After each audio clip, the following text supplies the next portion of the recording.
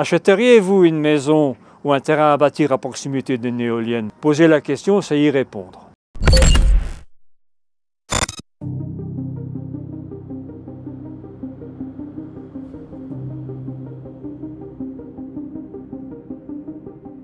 D'abord, ils essayent de vous convaincre par un loyer de plus en plus élevé. Ils essayent de marchander en vous disant que vous allez gagner énormément d'argent sans travailler.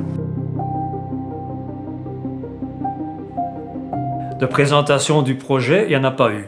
Ce qu'il y a eu, c'est une stratégie de séduction. Monsieur Baudouin, Madame Baudouin, imaginez un peu les voyages que vous pourrez réaliser avec 12 000 € par an. Imaginez un peu comment vous pourrez aider vos enfants. Et si vous ne signez pas ce contrat, votre voisin de parcelle, lui, s'empressera de signer le contrat.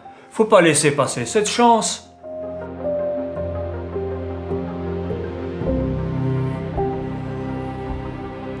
J'ai même eu un coup de fil d'un des promoteurs qui était très insistant. Il vous présente ça comme un devoir presque moral d'accepter de mettre des éoliennes parce que vous devez participer activement en tant qu'agriculteur donc à la transition énergétique. Et comme je ne marchais pas dans le jeu, que je n'avais plus envie de le rencontrer, il m'a dit « Écoutez madame, avec vous on ne sait pas discuter, passez-moi votre mari ».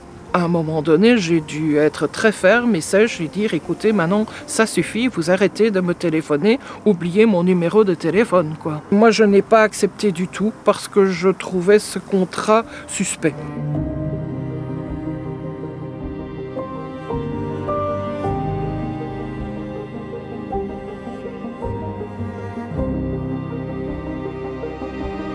J'ai lu, j'ai relu. Et j'ai découvert dans ce contrat une clause pour le moins sournoise.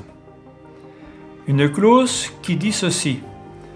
Le promoteur, ce promoteur, a le droit de quitter à tout moment la convention, hors de toute action juridique, sans préavis, sans indemnité, en tombant en faillite, état avéré d'insolvabilité, cessation de paiement.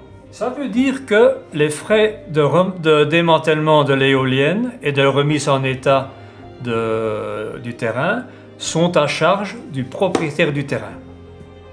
J'ai cherché sur internet le coût possible d'un démantèlement d'éolienne et la fourchette de prix est entre 650 000 et 800 000 €.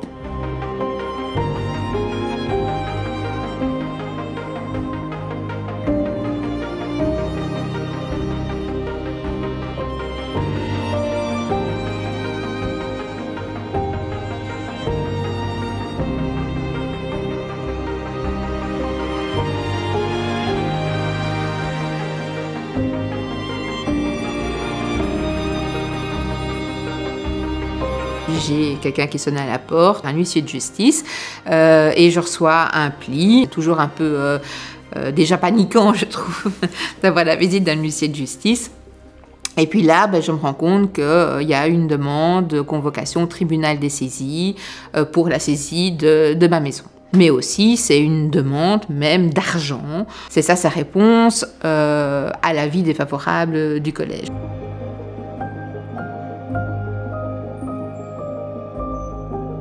Alors, on se pose plein de questions. Moi, je dis, mais c'est pas possible qu'un juge des saisies puisse prendre ma maison, qu'on puisse me demander comme ça autant d'argent sur mes biens propres. À partir du moment où on est vraiment droit dans ce qu'on fait, où on rend un avis, bon, pas toujours agréable à entendre pour certains, mais où on rend simplement un avis, où on prend une décision fondée, argumentée, on ne s'attend pas à un tel cataclysme. On ne s'attend pas à un moment donné à ce qu'on vienne dans votre vie privée pour régler son problème.